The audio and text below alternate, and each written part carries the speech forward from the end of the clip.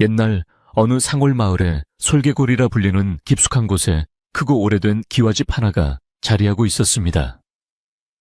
늦가을 산바람은 차가웠지만 이 안채만큼은 수백 년 동안 마을의 중심을 지키며 묵직한 기운을 내뿜고 있었지요. 안채의 담장은 높았고 뜰에는 가을을 상징하는 국화가 마지막 향기를 뿜어내고 있었으며 마루 끝에 앉아 있으면 멀리 산봉우리의 붉은 단풍이 한눈에 들어왔습니다. 이 집은 한때 조정의 큰 벼슬아치를 여럿 배출했던 명문가였으나 지금은 가세가 기울어 대감마님과 부인 그리고 몇 명의 일꾼만이 쓸쓸히 그 역사의 무게를 지탱하고 있을 뿐이었습니다. 집의 규모에 비해 사람은 적었고 고요함 속에 불안한 침묵만이 감돌았습니다. 이 고요함 속에서 묵묵히 자신의 할 일을 해나가는 청년이 있었으니 그의 이름은 보현이었습니다. 보현은 안채에서 30년 넘게 일해온 늙은 여종 어매가 데려와 친자식처럼 키운 아이였습니다. 그는 자신의 태생에 대해 아는 바가 거의 없었지만 어매의 깊은 사랑과 안채 주인들의 따뜻한 배려 덕분에 총명하고 굳은 인성으로 자라났습니다. 보현은 매일 아침 일찍 일어나 마당을 쓸고 장작을 패고 찬물을 길어 올리는 꾸준히 일을 도맡았지만 그의 눈빛에는 늘 책을 읽는 선비의 빛이 서려 있었습니다. 해가 중천에 떠오를 무렵이면 보현은 대감마님의 서재로 올라가 먼지를 털고 책을 정리했습니다. 이 시간이 그에게는 하루 중 가장 소중한 순간이었습니다. 책장 가득 꽂힌 수많은 경전과 고서들은 보현에게 세상을 열어주는 창문과 같았습니다. 그는 주인들이 보지 않을 때 낡은 서책 한 권이라도 더 펼쳐 읽고 그 속의 지혜를 가슴에 새기고자 했습니다. 그의 글공부는 어깨너머로 배운 것이었지만 그 열의와 집중력만큼은 진정한 학자와 다를 바가 없었습니다. 그는 안채가 기울어가고 대감마님의 얼굴에 수심이 가득한 것을 보며 언젠가 자신이 이 가문을 다시 일으켜 세우겠다는 알 수 없는 의무감에 사로잡혀 있었습니다. 그것이 자신을 키워준 어매와 안채에 보답하는 길이라고 생각했습니다. 어매는 보현에게 세상의 덧없음과 사람의 도리를 가르쳐준 유일한 스승이었습니다. 그녀의 손은 평생 굳은 일을 하느라 거칠었지만 그 손으로 끓여준 구수한 된장국과 따뜻한 밥은 보현의 마음을 항상 든든하게 채워주었습니다. 어마에는 안채의 오랜 역사와 숨겨진 이야기들을 알고 있었으나 보현에게는 꼭 필요한 말 외에는 많은 것을 말해주지 않았습니다. 다만 그녀는 늘 보현에게 너는 다른 아이들과 다르다. 네가 가진 마음의 보물이 무엇보다 귀하다. 언젠가 이 집안에 큰 시련이 닥칠 때 네 마음이 곧 길잡이가 될 것이다. 라고 알 수 없는 당부를 하곤 했습니다. 보현은 어매의 깊은 눈빛에서 그 말의 무게를 느끼곤 했지만 그 무게가 정확히 무엇을 의미하는지는 알 수 없었습니다. 최근 들어 안채에는 깊은 근심이 드리워져 있었습니다. 대감마님 내외에게는 슬프게도 대를 이을 자손이 없었습니다. 안채 가문은 대대로 이어져 온 명문가였지만 대가 끊긴다는 것은 가문의 멸망을 의미하는 것이나 다름없었습니다. 마을 사람들의 입방아도 끊이지 않았습니다. 저렇게 크고 좋은 집이 주인을 잃게 생겼으니 누가 차지하게 될까 하는 수군거림이 보현의 귀에도 종종 들려왔습니다. 대감마님은 매일 서재에 앉아 깊은 한숨을 쉬셨고 부인 또한 근심으로 얼굴이 야위어 갔습니다. 보현은 그들의 모습을 볼 때마다 가슴이 저릿했고 자신이 이 안채를 위해 무엇이라도 해야 한다는 다짐을 새롭게 다지곤 했습니다. 그러던 어느 날 보현은 서재의 가장 깊숙한 곳, 평소에는 아무도 손대지 않던 낡은 책장 구석을 정리하다가 먼지에 쌓인 작은 목함 하나를 발견했습니다. 목함 안에는 얇고 오래된 종이 2장이 들어있었는데 한 장은 알아보기 어려운 희미한 필체로 쓰인 시 같은 글귀였고 다른 한 장은 마치 지도를 그린 듯한 알 수 없는 문양과 기호들로 가득 차 있었습니다. 보현은 이 문서들이 평범한 것이 아님을 직감했습니다. 다른 오래된 문서들과는 달리 종이의 재질과 보관 상태가 남달랐기 때문입니다. 그는 이 문서들을 조심스럽게 꺼내어 해가 진 뒤 자신의 작은 방에서 등잔불 아래로 자세히 살펴보았습니다. 시처럼 쓰인 글귀는 겉으로는 자연을 노래하는 것 같았지만 자세히 뜯어보니 특정한 시간과 장소를 암시하는 듯 했습니다. 북쪽 하늘의 별이 가장 낮게 뜨는 밤, 세 개의 돌이 모여 강을 바라보는 자리, 오래된 소나무의 그늘 아래 등의 구절은 단순한 문학적 표현으로 보이지 않았습니다. 보현은 며칠 밤낮으로 안채에 남아있는 가문의 기록과 역사를 뒤져 이 글귀들의 의미를 연결하려 애썼습니다. 그는 이 문서가 단순한 재산 목록이 아닌 안채 가문이 대대로 지켜왔던 어떤 중요한 비밀 혹은 물건에 대한 단서임을 확신하게 되었습니다. 보현의 마음은 이제 안채를 지키겠다는 의지뿐만 아니라 이 비밀을 밝혀내야 한다는 뜨거운 탐구심으로 가득 찼습니다. 그는 이 문서가 가문의 몰락을 막고 다시 일으켜 쓸 수 있는 열쇠가 될지도 모른다고 생각했습니다. 그는 서책 정리를 할 때마다 더욱 주의 깊게 행동했고 대감마님과 부인에게도 내색하지 않은 채 이 비밀을 혼자 품고 있었습니다. 그의 표정은 겉으로는 평온했지만 속으로는 거대한 짐을 지고 있는 것처럼 깊은 고민에 잠겨 있었습니다. 마침내 보현은 지도 같은 문서의 문양과 기호가 안채 뒤뜰에 있는 작은 돌탑 주변의 지형과 놀랍도록 일치한다는 것을 알아냈습니다. 그러나 그 돌탑은 이미 무너져 폐허처럼 변해 있었고 그 밑에는 오랫동안 손대지 않은 흙과 돌무더기만 가득했습니다. 보현은 당장이라도 달려가 그곳을 파헤쳐보고 싶었지만 경솔하게 움직였다가는 이 비밀이 새어나가 안채에 더 큰 위험을 초래할 수 있다는 생각에 조심스러웠습니다. 그는 가장 신뢰하는 사람 바로 어메에게 이 사실을 조심스럽게 털어놓을지 말지 고민했습니다. 늦은 밤 보현은 어메가 있는 부엌으로 향했습니다. 아궁기에는 잔불이 남아 따뜻한 온기를 내뿜고 있었고 어메는 낡은 돗자리를 깔고 앉아 조용히 기도를 드리고 있었습니다. 보현은 조심스럽게 어메의 옆에 앉아 차가운 손을 녹였습니다. 어메 이 집안에 무언가 큰 비밀이 숨겨져 있는 것 같습니다. 제가 서재에서 아주 오래된 종이 2장을 발견했습니다. 보현은 목함에서 꺼낸 문서들을 어메에게 보여주었습니다. 어메는 노안에도 불구하고 등잔불 아래에서 그 문서들을 한참 동안이나 바라보았습니다. 그녀의 얼굴에는 깊은 주름만큼이나 오랜 세월의 지혜와 근심이 교차했습니다. 어메는 한참의 침묵 끝에 작은 목소리로 입을 열었습니다. 보현아, 이것은 네가 생각하는 것보다 훨씬 더 중요한 것일 수도 있다. 내가 이 집안에 시집 와서 겪은 세월만 해도 30해가 넘는데 이 문서에 대한 이야기는 들어본 적이 없다. 하지만 네가 이것을 발견했다는 것은 하늘의 뜻일지도 모른다. 어메는 보현에게 이 문서의 존재를 절대로 다른 사람에게 발설해서는 안 된다고 신신당부했습니다. 특히 최근 들어 안채 가문을 호시탐탐 노리는 외부 세력의 소문이 들려온다며 더욱 경계심을 늦추지 말라고 경고했습니다. 어메의 경고는 보현의 의지를 더욱 단단하게 만들었습니다. 그는 자신이 발견한 비밀을 안차의 가문을 되살리는데 사용하겠다는 굳은 결심을 했습니다. 그러나 동시에 이 비밀이 그와 안채에 어떤 위험을 가져올지 모른다는 불안감도 커져갔습니다.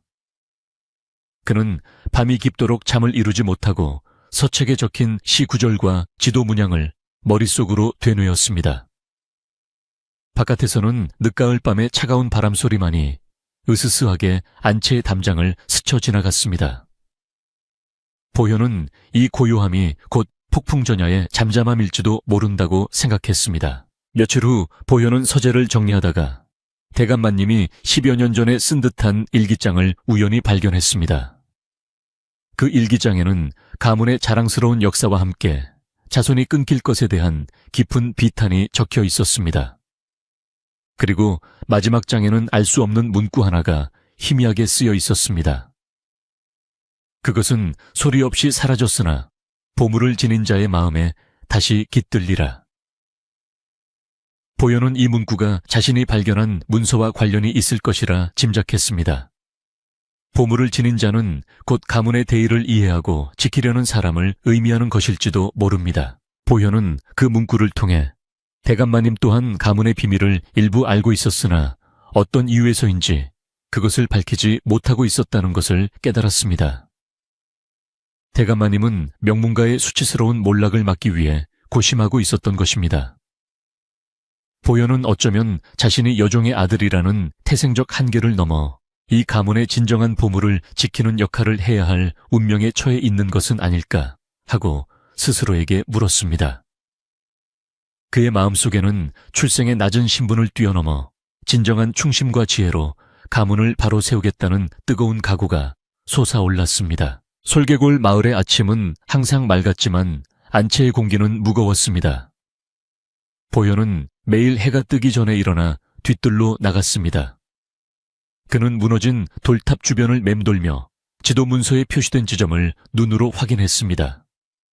오래된 소나무의 그늘 아래라는 구절은 돌탑 옆에 수백 년 된 소나무 한 그루를 가리키는 것이 분명했습니다. 보현은 이곳이 바로 비밀의 장소라고 확신했습니다. 그러나 그는 아직 때가 아니라고 판단했습니다. 섣불리 움직여 의심을 사기보다는 조금 더 상황을 관찰하고 안전한 시기를 기다려야 했습니다.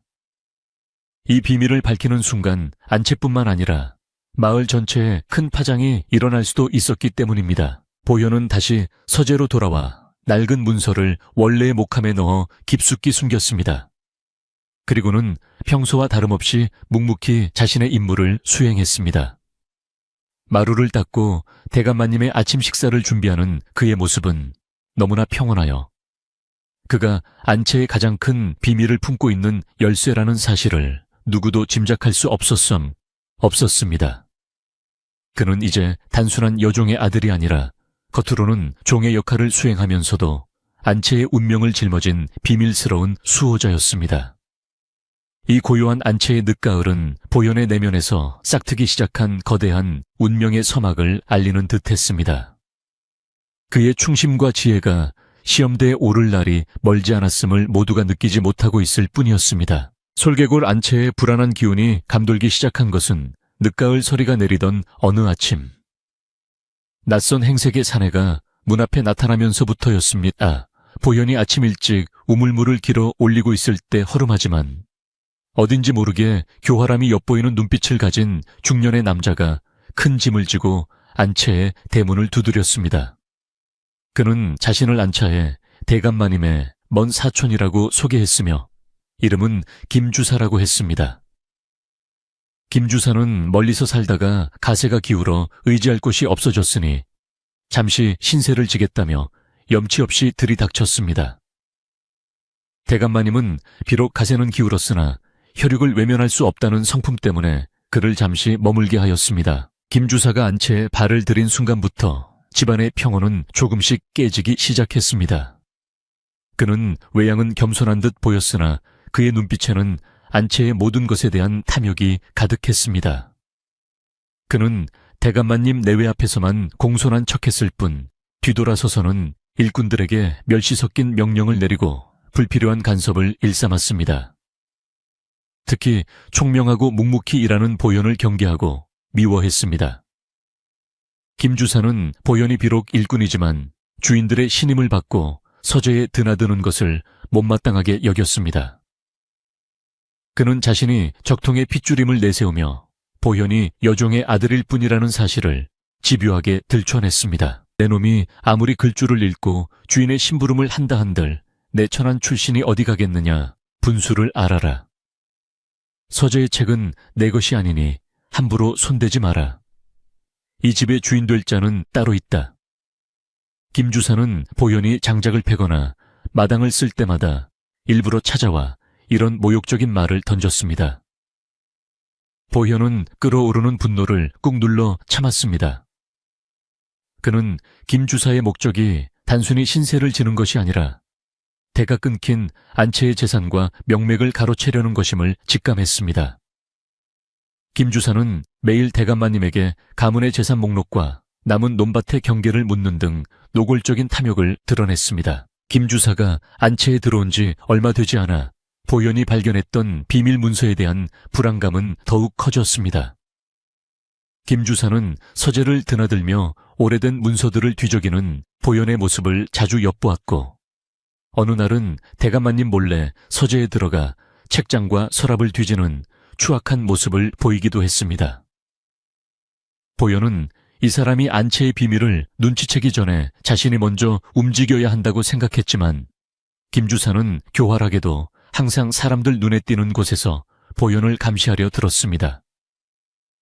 그의 행동 하나하나가 보현에게는 큰 압박으로 다가왔습니다. 이런 상황을 가장 염려한 것은 어매였습니다.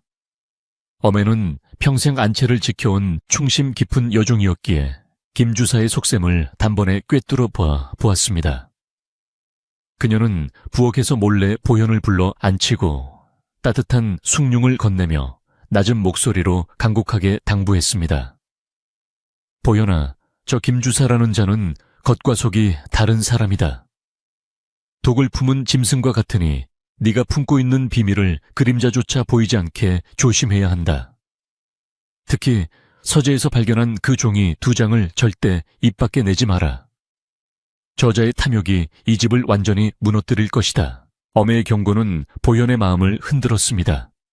그는 자신이 품고 있는 비밀이 안채를 구원할 열쇠임과 동시에 김 주사에게 넘어갈 경우 이 집안을 영원히 파멸로 이끌 독이 될 수 있음을 깨달았습니다.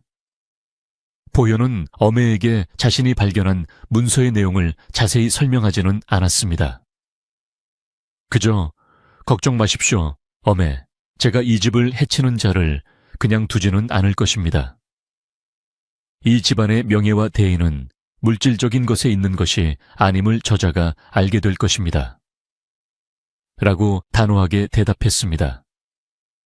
어매는 보현의 당찬 눈빛을 보고 안심하면서도 혹시라도 그가 무모한 행동을 할까봐 염려했습니다. 김 주사는 안채에 머무는 동안 점점 더 마을 사람들의 눈에 띄게 행동했습니다.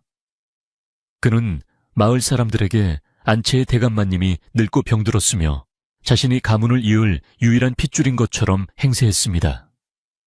조만간 내가 이 안채를 물려받아 가문의 명예를 다시 세울 것이네. 그는 술자리에서 이런 허풍을 떨며 마을 사람들에게 거짓된 희망을 심어주려 했습니다.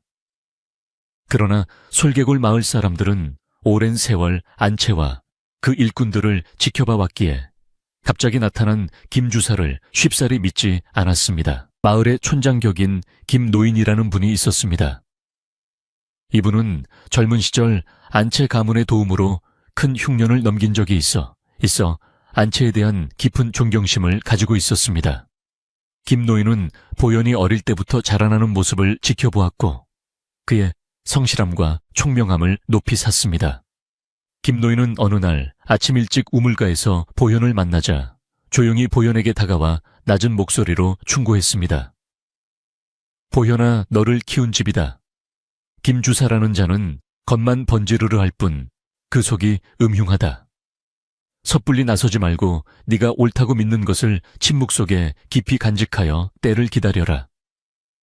사람의 진심은 시간이 지나면 드러나는 법이다. 김 노인의 이 한마디는 보현에게 큰 힘이 되었습니다. 마을 어른이 자신을 믿고 있다는 사실은 김 주사의 모함과 멸시 속에서도 보현이 꿋꿋하게 버틸 수 있는 버팀목이 되었습니다. 보현은 더욱 신중하게 김 주사의 행동을 관찰하기 시작했습니다. 김 주사는 대감마님 몰래 서재의 자물쇠를 만지작거리고 밤에는 부엌에서 일꾼들에게 술을 먹이며 안채의 사정을 캐내려 했습니다. 그의 행동은 마치 담장을 넘어 집안의 보물을 훔치려는 도둑과 같았습니다. 보현은 자신이 숨겨둔 문서를 안전하게 보관하는 것이 급선무라고 판단했습니다. 그는 밤마다 몰래 서재로 들어가 문서의 필체와 내용에 대해 더 깊이 연구했습니다. 그가 발견한 시 구절에는 고문 구웬의 은유가 숨겨져 있었는데 보현이 알고 있던 몇몇 고서의 해설을 대입해보니 그것이 단순히 지도를 넘어 안채 가문이 조선 초부터 대대로 간직해온 군자, 준지의 도를 상징하는 물건차 대한 언급임을 깨달았습니다. 이 물건은 재산 이상의 가치, 즉 가문의 정신적 뿌리와 명예를 상징하는 것이었습니다. 이러한 깨달음은 보현에게 엄청난 책임감을 안겨주었습니다. 단순한 집안의 재산 다툼이 아니라 수백 년 동안 이어져 온 가문의 정신을 지키는 숭고한 임무가 자신에게 놓여 있음을 알게 된 것입니다. 보현은 문서를 더욱 안전한 곳, 자신이 아니면 절대 찾을 수 없는 곳에 숨기기로 결심했습니다. 그는 밤을 틈타 어매에게 이 계획을 조심스럽게 알렸고 어매는 묵묵히 보현의 선택을 지지해 주었습니다. 보현은 문서 2장을 작은 비단 주머니에 넣은 후 자신이 매일 패는 장작더미 깊숙한 곳, 겉으로는 평범한 장작처럼 보이지만 안쪽이 비어있는 나무 토막 안에 숨겼습니다. 그 무렵 김 주사는 자신의 계획이 뜻대로 되지 않자 초조해지기 시작했습니다. 대감마님이 좀처럼 재산을 정리하여 자신에게 넘겨주지 않았고 마을 사람들 또한 자신을 경계하는 눈치였습니다. 그의 초조함은 곧 보현에 대한 괴롭힘으로 이어졌습니다. 그는 보현이 쌀 창고의 쌀을 몰래 빼돌렸다는 거짓 누명을 씌우려 했고 보현을 불러 모든 일꾼 앞에서 쌀 한 포대를 메고 산길을 왕복하게 하는 굴욕적인 일을 시켰습니다. 보현은 아무 말 없이 쌀을 메고 힘든 길을 걸었지만 그의 눈빛은 흔들림이 없었습니다. 이 모습을 본 마을 사람들은 김 주사의 탐욕과 비열함에 대해 더욱 확신하게 되었습니다. 보현의 고난은 마을의 공통된 이야기가 되었습니다. 사람들이 우물가에 모여 빨래를 하거나 밭일을 할 때마다 아이고, 저 김주사라는 사람은 어쩜 저리 마음이 고약할까. 보현이는 얼마나 착하고 묵묵히 일하는 아이인데 라며 혀를 찼습니다. 보현에 대한 동정심은 곧 안채를 가로채려는 김주사에 대한 분노로 바뀌어갔습니다. 김주사는 자신의 행동이 오히려 마을 전체에 공공연한 비난을 받고 있다는 사실을 알지 못한 채 오직 안채의 재산에만 눈이 멀어 있었습니다. 그러던 어느 날 김주사는 보현이 서재에서 사라진 후에도 계속해서 낡은 책들을 유심히 살펴보는 것을 목격했습니다. 그는 보현이 무언가 중요한 것을 숨기고 있다고 확신하고 보현의 방과 일꾼들의 숙소를 샅샅이 뒤지기 시작했습니다. 물론 그는 보현이 숨겨놓은 장작더미 속에 문서를 찾을 수 없었습니다. 김 주사의 집요한 탐색은 보현에게 더 이상 숨길 수만은 없다는 절박함을 안겨주었습니다. 그는 김 주사가 더욱 심한 악행을 저지르기 전에 자신이 가진 진실로 맞서 싸워야 할 때가 다가오고 있음을 깨달았습니다. 보현은 어매에게 모든 것을 밝힐 준비를 하고 있다고 말했습니다. 어매는 보현의 손을 잡고 깊은 눈으로 바라보며 말했습니다. 내 뜻이 그러하다면 나는 널 믿는다. 하지만 명심해라. 지혜는 힘보다 강하다. 싸우더라도 너의 굳은 마음과 진정한 도리를 무기로 삼아야 한다. 보현은 어매의 말에 고개를 깊이 숙였습니다. 그는 이제 단순히 안채를 지키는 것을 넘어 조선의 한 가문이 지켜온 정신적 유산을 지켜내는 중대한 임무를 수행해야 했습니다.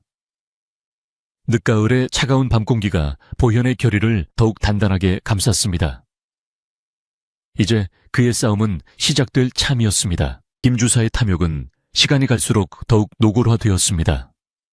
그는 안차에 대감마님에게 매일같이 찾아가 가문의 명예를 위해서는 서둘러 자손 문제를 정리해야 한다고 압박하며 은근히 자신이 가문의 대를 이을 적임자임을 주장했습니다. 대감마님은 김주사의 뻔뻔함과 이기심에 지쳐갔지만 혈육이라는 명분 때문에 그를 쉽사리 내치지 못하고 깊은 고뇌에 빠져 있었습니다. 김주사는 대감마님 부부가 자리에 없을 때마다 안채의 구석구석을 돌아다니며 귀중품이 숨겨진 곳을 찾았고 특히 보현이 드나들던 서재 주변을 맴돌며 수상한 낌새를 살피기 시작했습니다. 그의 집요함은 안채를 옥죄는 독사처럼 느껴졌습니다. 보현은 김주사의 움직임을 예리하게 관찰했습니다. 김주사가 밤늦게까지 등잔불을 켜고 대감마님의 오래된 문서를 뒤적이는 것을 확인한 보현은 그가 가문의 비밀을 찾기 위해 필사적이라는 것을 깨달았습니다. 보현은 자신이 숨긴 문서가 군자의 도를 상징하는 물건의 위치를 알려주는 것임을 확신했기에 김 주사가 재산 목록 이상의 것을 노리고 있다는 것을 알아차리지 못하도록 더욱 치밀하게 행동해야 했습니다. 보현은 일부러 김 주사가 볼 수 있는 곳에 낡은 재산 문서 몇 장을 흘려놓아 그의 주의를 다른 곳으로 돌리려 애썼습니다. 김 주사는 보현이 흘려놓은 재산 문서를 보고 잠시 만족하는 듯 했으나 그의 탐욕은 끝이 없었습니다. 그는 안채의 역사를 기록한 낡은 책들을 뒤지다가 보현이 자주 보던 서책들에서 이상한 흔적을 발견했습니다. 특정 페이지에 접힌 자국이나 붓으로 희미하게 표시된 점들을 발견한 것입니다. 김 주사는 그것이 보현이 비밀을 해독하는데 사용한 단서라고 의심하고 그 책들을 모조리 훔쳐내 자신의 방에 감추었습니다. 이 책들 속에는 안채 가문이 대대로 중요하게 여겨온 대동법 다통파과 관련된 가문의 기억기록 및 정신적 유산에 대한 언급이 숨겨져 있었습니다. 이로 인해 보현은 자신이 비밀을 밝혀낼 중요한 자료들을 잃을 위기에 처했습니다. 보현은 김 주사가 가져간 서책들이 단지 재산 목록이 아니라 가문의 대의와 관련된 중요한 역사적 증거임을 알고 있었기에 더욱 초조해졌습니다. 그는 어매에게 이 사실을 알렸습니다. 어매는 깊은 탄식을 내뱉으며 말했습니다. 저자의 눈은 탐욕에 멀어 있으니 중요한 것이 무엇인지 모르고 헛된 것을 쫓을 것이다. 하지만 보현아, 네가 그 책들의 내용을 이미 마음에 새겼다면 종이 조각은 없어도 네 지혜는 사라지지 않는다. 너의 기억 속에 진실이 있다. 어매의 말을 듣고 보현은 용기를 얻었습니다. 그는 지난 몇 달 동안 밤낮으로 책을 읽으며 그 내용들을 이미 머릿속에 정리해 두었습니다. 특히 자신이 발견한 문서에 적힌 시구절과 지도 문양이 가리키는 세 개의 돌이 모여 강을 바라보는 자리가 바로 안채 뒤뜰에 무너진 돌탑 옆에 있는 세 개의 오래된 비석 조각이라는 것을 기억해냈습니다. 이 비석들은 과거 안채의 조상들이 국가에 큰 공을 세운 것을 기리기 위해 세워졌던 것인데 오랜 세월 풍패에 시달려 이제는 알아볼 수 없을 만큼 조각이 나 있었습니다. 보현은 김주사 몰래 뒤뜰로 향했습니다. 그는 세 개의 비석 조각 주변을 조심스럽게 조사했습니다. 김주사가 눈치채지 못하도록 밤이 깊어 모두가 잠든 시간에 횃불도 없이 희미한 달빛에 의지하여 움직였습니다. 문서에 적힌 오래된 소나무의 그늘 아래를 따라 땅을 파기 시작했습니다. 땅은 얼어붙어 있었고 돌무더기가 가득했지만 보현은 굳은 의지로 흙을 파냈습니다. 며칠 밤에 걸친 고된 작업 끝에 보현은 마침내 땅속 깊은 곳에서 단단한 돌로 만든 작은 상자를 발견했습니다. 상자를 열어보니 그 안에는 값비싼 금은보화 대신 낡은 비단에 곱게 쌓여있는 옥유으로 만든 인장 하나가 들어있었습니다. 인장 옆에는 안채 가문의 가장 오래된 조상이 쓴 것으로 보이는 얇은 종이가 놓여 있었는데 그 종이에는 이렇게 적혀 있었습니다. 이 옥인 유인은 권력을 상징하는 것이 아니라 가문이 대대로 지켜야 할 공의와 백성을 위한 대다이를 잊지 않겠다는 다짐의 증표이다. 대가 끊길 위기에 처하더라도 이 인장을 지니고 진실을 밝히는 자가 곧 가문의 정신적 후계자가 될 것이다. 보현은 이 옥인이야말로 김주사가 노리는 재산 이상의 안채, 가문의 진정한 보물임을 깨달았습니다. 이 옥인은 단순히 하나의 물건을 넘어 가문이 수백 년 동안 지켜온 조선 사회에 대한 책임감을 상징하고 있었습니다. 보현은 자신이 여종의 아들이지만 이 옥인을 발견하고 그 의미를 깨달은 순간 자신이 이 가문의 정신적 대의를 이어받을 운명임을 직감했습니다. 그의 눈빛은 흔들림 없이 강렬하게 빛났습니다. 한편 김주사는 자신이 훔친 서책들을 밤새 뒤져보았으나 아무리 들여다봐도 단순한 옛 기록과 학문적 내용만 있을 뿐 그가 기대했던 엄청난 보물지도는 발견할 수 없었습니다. 그는 보현이 자신을 속였다고 확신하고 분노에 휩싸였습니다. 김 주사는 보현에게 앙심을 품고 그를 안채에서 완전히 내쫓을 계획을 꾸미기 시작했습니다. 그는 마을 사람들에게 보현이 서책들을 훔쳐 팔아넘기려 했다는 거짓 소문을 퍼뜨리기 시작했고, 이 소문은 삽시간에 솔개골 마을에 퍼져나갔습니다. 마을 사람들의 입방아는 점점 거세졌습니다. 보현이가 그럴 리가 없는데 설마 김 주사의 말이 사실일까 하는 의심과, 아무래도 김 주사가 착한 보현이를 모함하는 것이 틀림없다 하는 분노가 뒤섞여 마을 전체가 술렁였습니다. 이 소문은 결국 안차의 대감마님의 귀에까지 들어갔습니다. 대감마님은 보현의 착한 품성을 믿으려 했으나 김 주사가 워낙 교묘하게 상황을 조작하고 다른 일꾼들을 매수하여 거짓 증언을 하도록 했기 때문에 대감마님 또한 혼란스러워하기 시작했습니다. 이때 안채에서 가장 오래된 마당쇠인 박노인이 보현에게 찾아왔습니다. 박노인은 평생을 묵묵히 안채의 땅을 지켜온 충직한 사람이었습니다. 박노인은 보현에게 낡은 솥단지에 끓인 따뜻한 팥죽 한 그릇을 건네며 말했습니다. 보현 도련님, 이제 더 이상 침묵해서는 안 됩니다. 김 주사의 거짓말은 이미 담을 넘어 온 마을에 퍼졌습니다. 진실이 늦게 밝혀지면 이미 더럽혀진 명예는 되돌릴 수 없습니다. 주저하지 마십시오. 김 주사가 모든 것을 조작하고 있다는 것을 알릴 때가 되었습니다. 박노인의 단호한 충고는 보현의 결심을 굳히게 했습니다. 그는 더 이상 자신의 명예뿐만 아니라 안채 가문의 명예와 정신적 유산이 김 주사의 탐욕에 의해 훼손되는 것을 두고 볼 수 없었습니다. 보현은 자신이 발견한 옥인과 함께 김 주사가 훔쳐간 서책들의 내용 일부를 인용하여 그가 안채의 대의를 이해하지 못하고 있음을 증명하기로 했습니다. 그는 대감마님에게 자신이 김 주사와 모든 사람들 앞에서 진실을 밝히겠다고 청할 준비를 했습니다. 보현은 밤늦게까지 홀로 방에 앉아 자신의 주장을 논리적으로 정리했습니다. 그는 옥인의 의미 그리고 가문의 대의를 설명하기 위해 서책에서 외웠던 구절들을 하나하나 되새겼습니다. 나라의 근본은 백성이고 가문의 근본은 공의이다. 보현은 이 구절을 김 주사의 탐욕과 대비시켜 그의 부당함을 명확히 드러내고자 했습니다. 그의 작은 방에는 등잔불의 희미한 빛만이 감돌았지만 보현의 눈빛은 결연했습니다. 모든 것을 걸고 진실을 밝혀야 할 시간이 다가오고 있었습니다. 다음 날 아침 보현은 어매에게 자신이 발견한 옥인을 보여주었습니다. 어매는 옥인을 보자마자 놀라움과 감격으로 눈물을 흘렸습니다. 아이고 보현아, 이것이 바로 수백 년 동안 전해져 내려온 그 옥인이로구나. 내가 어렸을 적 안채의 가장 어른께 이 옥인의 얽힌 이야기를 들었단다. 네가 이것을 찾아내다니 정말로 하늘이 이 집을 돕는구나. 어매는 보현을 굳게 안아주며 그의 용기와 지혜를 축복했습니다. 이제 보현은 옥인이라는 명백한 증거와 어매라는 굳건한 지지자를 얻어 김 주사와의 대결을 준비할 수 있게 되었습니다. 안채에는 김 주사의 강예와 보현의 침묵 속에서 긴장감이 최고조에 달했습니다.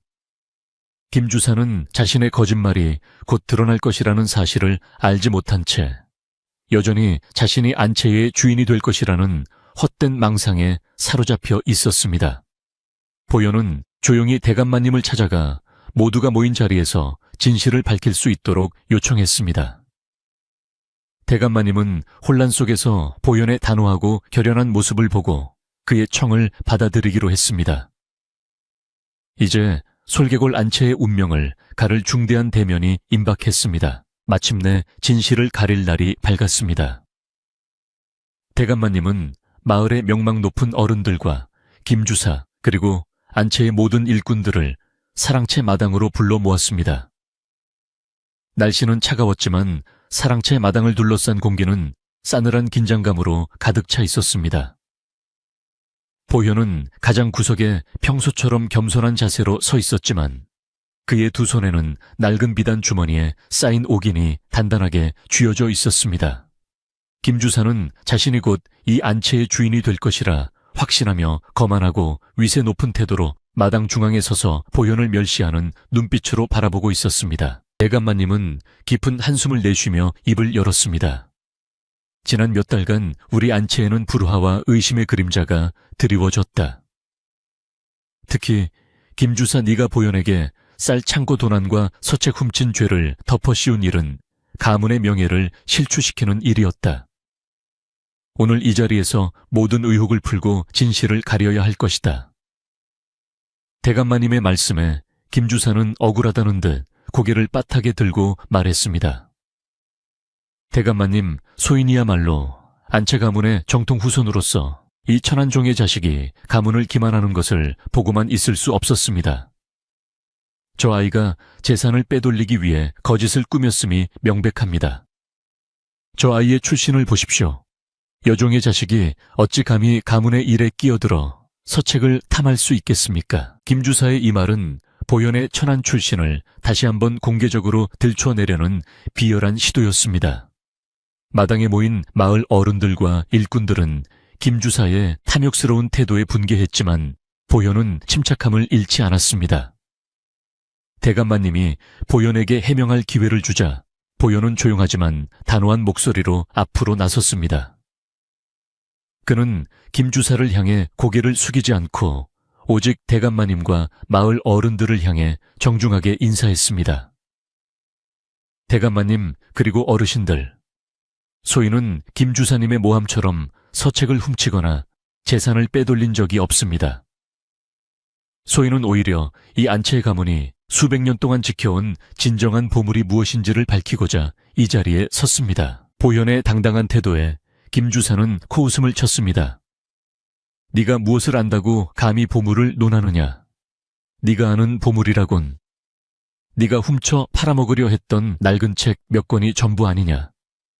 보현은 김주사의 비난을 조용히 받아넘기며 자신의 품에서 비단 주머니를 꺼냈습니다. 그리고는 그 안에 담긴 옥인을 조심스럽게 풀어내어 햇빛 아래로 들어 올렸습니다. 맑고 푸른 빛이 감도는 옥인은 수백 년의 세월이 무색할 만큼 아름답고 귀한 기운을 내뿜었습니다. 옥인의 등장에 마당에 모인 모든 사람들은 숨을 죽였습니다. 이것은 단순한 보물이 아닙니다. 이것은 안차에 가문의 가장 오래된 조상께서 대대로 물려주도록 남기신 공의의 인장입니다. 보현은 옥인의 뒷면에 새겨진 희미한 글자를 가리키며 말했습니다. 이 옥인에 새겨진 문구는 공의는 백성의 마음에서 피어나 가문의 대의를 이룬다입니다. 이 옥인은 재물을 상징하는 것이 아니라 가문이 조선의 백성들을 위해 지켜야 할 정신적 책임을 의미합니다. 제가 서재에서 발견했던 문서들은 바로 이 옥인의 숨겨진 위치와 이 가문이 지켜온 대의에 대한 기록이었습니다. 보현은 이어서 김 주사가 훔쳐갔던 서책들의 내용을 인용하며 그의 탐욕을 공격했습니다. 김 주사님은 서책들을 훔쳐 이것이 재산 목록일 것이라 기대했지만 그 안에 담긴 것은 모두 가문의 조상들이 남긴 대동법에 대한 기여와 백성의 고통을 덜고자 했던 노력에 대한 기록이었습니다. 만약 김 주사님이 진정 가문의 후손이라면 이 기록들을 읽고 감격하여 가문의 명예를 되살릴 방법을 찾았을 것입니다. 하지만 김 주사님은 오직 물질적인 재산에만 눈이 멀어 이 고귀한 가문의 정신적 유산을 하찮은 종이 조각으로 치부하셨습니다. 보현의 논리적이고도 단호한 폭로에 김 주사는 얼굴이 새하얗게 질렸습니다. 그는 옥인의 실제와 보현의 해박함 앞에서 더 이상 자신의 거짓말을 이어갈 수 없었습니다. 김 주사는 당황하여 저것은 필시 네가 어디서 훔쳐온 가짜일 것이다. 종의 자식이 어찌 이 가문의 대의를 논할 수 있느냐라고 외치며 보현에게 달려들려 했으나 옆에 서 있던 박노인과 다른 일꾼들에게 제지당했습니다. 엄애는 눈물을 글썽이며 보현의 곁을 묵묵히 지켰습니다. 이때 마을의 촌장인 김노인이 앞으로 나섰습니다. 김노인은 옥인을 조심스럽게 받아들고 살펴본 후 대감마님에게 고개를 숙였습니다. 대감마님, 이 옥인은 제가 어려서부터 들어온 가문의 전설 속 유물과 일치합니다. 그리고 보현 청년의 말은 모두 이 안차에 가문의 역사와 정신을 정확히 꿰뚫고 있습니다. 김주사라는 자는 오직 탐욕에 눈이 멀어 귀한 유산을 훼손하고 안채에 충직한 일꾼에게 누명을 씌웠습니다. 가문의 대의를 이해하고 지켜낸 것은 바로 이 여종의 아들 보현입니다. 김노인의 결정적인 증언과 옥인의 존재 앞에서 대감마님은 깊은 감동과 함께 김주사에 대한 분노를 금할 수 없었습니다. 대감마님은 엄숙한 목소리로 김주사에게 명령했습니다. 김주사 내 탐욕과 거짓은 이 가문에 씻을 수 없는 모욕을 안겨주었다. 너는 이 안채의 정신적 유산을 조금도 이해하지 못하는 자이다. 당장 이 집을 떠나라. 너는 이 가문의 핏줄일지 모르나 결코 이 가문의 정신적 후계자가 될 수 없다.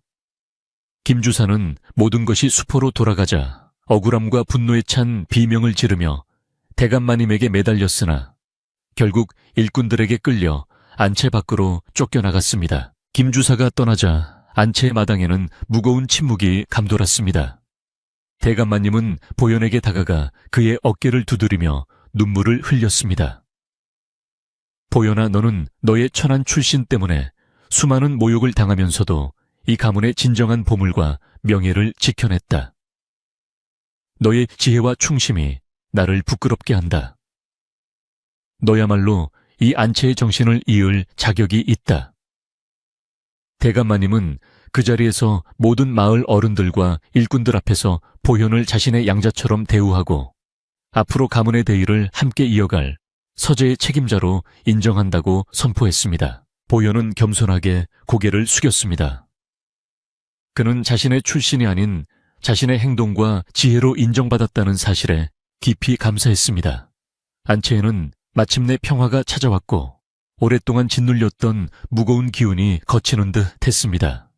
대감마님은 보현에게 옥인을 건네며 이 옥인을 가문의 가장 안전한 곳에 보관하고 그 의미를 잊지 말라고 당부했습니다. 오랜만에 안채에서는 잔치가 열렸습니다. 대감마님은 김주사의 악행으로 불안했던 집안의 분위기를 정화하고 보현의 공로를 치하하기 위해 마을 사람들을 불러 모아 넉넉한 음식을 대접했습니다. 부엌에서는 어매가 웃는 얼굴로 잔치 음식을 준비했고 마당에는 모여든 마을 사람들이 보현의 지혜와 용기를 칭찬하는 소리로 가득 찼습니다. 보현은 이제 더 이상 숨어 지내며 눈치를 볼 필요가 없었습니다. 그는 당당하게 마을 사람들과 인사를 나누고 자신에게 용기를 주었던 김노인과 박노인에게 깊이 감사했습니다. 안채의 굴뚝에서는 흥겨운 연기가 피어오르고 싸늘했던 늦가을 밤의 공기가 오랜만에 따뜻한 사람의 온기로 채워졌습니다. 보현은 이 모든 것이 끝이 아니라 자신이 안채의 정신적 유산을 이어받아 이룩해야 할 새로운 시작임을 깨달았습니다. 김주사가 안채를 떠난 후 솔개골 마을에는 비로소 맑고 깨끗한 기운이 감돌기 시작했습니다. 탐욕과 의심의 그림자가 걷히자 안채는 수백 년 동안 지켜온 그 고유의 묵직한 평온을 되찾았습니다. 보현은 이제 더 이상 단순히 굳은 일을 하는 여종의 아들이 아니었습니다. 그는 안채의 대의를 이해하고 지켜낸 지혜로운 청년, 그리고 가문의 정신적 후계자로 모두에게 인정받았습니다. 대감마님은 보현에게 서재의 열쇠를 맡기며 그가 앞으로 가문의 역사와 지혜를 관리하고 특히 옥인에 담긴 공의의 정신을 이어가도록 공식적인 임무를 부여했습니다. 보현은 새로운 임무에 대한 깊은 책임감을 느꼈습니다. 그는 서재를 다시 정리하며 김주사가 어지럽혔던 가문의 기록들을 복원하는 데 온 힘을 쏟았습니다. 그는 옥인을 가장 귀하게 다루어 아무도 범접할 수 없는 서재, 깊숙한 곳에 마련된 작은 단지에 정중히 모셔두었습니다. 옥인의 푸른 빛은 어둠 속에서도 희미하게 빛나며 보현의 마음속에 가문의 대의를 잊지 않도록 끊임없이 속삭이는 듯했습니다. 보현은 자신이 여종의 아들이라는 사실을 부끄러워하지 않았습니다. 오히려 그 낮은 자리에서 경험했던 고난과 멸시가 그를 더욱 겸손하고 지혜롭게 만들었으며 진정한 가문의 정신인 공의의 가치를 더 깊이 이해하게 했다고 생각했습니다. 늦가을의 추위가 깊어지면서 솔개골 마을에는 곧 흰눈이 내릴 기색이 완연했습니다. 보현은 대감마님과 함께 안채의 오랜 가르침에 따라 가문의 땅에서 수확한 곡식 일부를 마을의 어려운 이웃들에게 나누어주는 일을 시작했습니다. 가문의 대의는 말에 있는 것이 아니라 행동에 있습니다. 백성을 위한 공의가 곧 우리 가문의 명예를 세우는 길입니다. 보현은 마을 어른들 앞에서 이렇게 말하며 가문의 정신을 실천으로 옮겼습니다. 마을 사람들은 보현의 겸손함과 나눔의 실천을 보며 그가 진정으로 안채 가문의 정신을 잇는 사람임을 다시 한번 확신했습니다. 대감마님은 보현의 지혜와 덕망을 확인한 후 비록 혈연은 아니지만 그가 자신의 삶의 마지막에 가장 큰 기쁨을 안겨주었다고 생각했습니다. 어느 조용한 저녁 대감마님은 보현을 자신의 방으로 불러 앉히고 그에게 낡고 정교하게 짜인 비단 두루마리 하나를 건네주었습니다. 보현아, 이것은 네가 이 집을 지킨 공로에 대한 작은 보답이다. 너는 더 이상 일꾼이 아니다. 이제부터 너는 이 안채의 정신을 잇는 자로서 학문에 전념하고 이 가문을 이롭게 하는 일에 힘써야 한다. 그 두루마리에는 보현에게 안채 가문의 성을 따르고 공식적으로 가문의 일을 맡는 것을 허락한다는 내용이 적혀 있었습니다. 보현은 감격하여 눈물을 흘렸습니다. 그는 대감마님 앞에 무릎 꿇고 절하며 말했습니다. 대감마님, 소인은 신분의 귀천을 넘어 사람의 도리와 공의를 가르쳐 주신 은혜를 평생 잊지 않겠습니다. 소인은 이 가문의 이름과 대의를 등에 지고 결코 부끄럽지 않은 삶을 살겠습니다. 대감마님의 눈가에도 따뜻한 눈물이 맺혔습니다. 이로써 여종이 데려와 키운 보현이라는 아이는 자신의 지혜와 충심으로 한명문 가문의 몰락을 막고 그 정신을 되살리는 역사적인 인물이 되었습니다. 며칠 후 솔개골 마을에 첫눈이 내렸습니다. 소복하게 쌓인 흰눈은 안채의 기와지붕과 마당을 덮어 세상의 모든 더러움과 불안함을 씻어낸 듯 했습니다. 보현은 마당에 쌓인 눈을 쓸고 장작을 단정하게 정리했습니다. 이제 이 일은 그의 의무가 아니라 이 평온한 집을 지키는 즐거운 일과가 되었습니다. 어매는 부엌 아궁이에 군불을 지펴 따뜻한 온기를 안차의 구석구석으로 보냈습니다. 구수한 팥죽 냄새와 함께 따뜻한 연기가 굴뚝 위로 길게 솟아올랐습니다. 저녁이 되자 보현은 대감마님, 내외와 어매와 함께 안채의 가장 따뜻한 방에 모여 앉았습니다. 사계절이 지나도 변치 않는 안채의 오랜 전통대로 그들은 함께 저녁 식사를 나누었습니다. 따뜻한 밥상 위에는 소박하지만 정갈한 음식들이 놓여 있었고 밥상 위로 오가는 대화 속에는 서로에 대한 깊은 존경과 사랑이 담겨 있었습니다. 대감마님은 이제 근심을 완전히 털어낸 듯 보현에게 지난날의 가문의 흥망성쇠에 대한 이야기를 재미있게 들려주었습니다.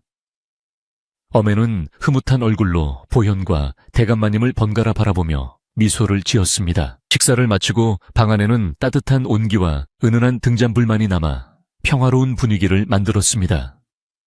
보현은 방 한구석에 앉아 오늘 하루 동안 정리했던 서책들을 다시 한번 훑어보았습니다. 그는 서책들 사이에 옥인을 모셔둔 작은 단지를 두고 그 위에 손을 얹었습니다. 옥인의 차가운 감촉이 그의 손끝에 전해져 왔지만 그의 마음은 뜨거운 충심과 평화로 가득했습니다. 그는 이제 알았습니다. 조선의 운명을 바꾸는 것은 거대한 권력이나 부가 아니라 공의를 실천하려는 한 사람의 지혜와 헌신적인 마음이라는 것을. 바깥 세상은 첫눈과 함께 고요함에 잠겨 있었습니다. 보현은 등잔불을 끄고 이불 속에 몸을 묻었습니다. 따뜻한 온기가 온몸을 감쌌고 밖에서 들려오는 희미한 겨울밤의 바람소리는 마치 평화로운 자장가처럼 느껴졌습니다. 보현은 눈을 감으며 자신을 키워준 어매와 안채, 그리고 자신이 지켜낸 가문의 대의에 대해 마음속으로 감사를 표했습니다. 그는 모든 것이 제자리를 찾았다는 깊은 안도감 속에서 조용히 마음속으로 마지막 다짐을 했습니다. 이 평화로운 밤이 영원히 이어지도록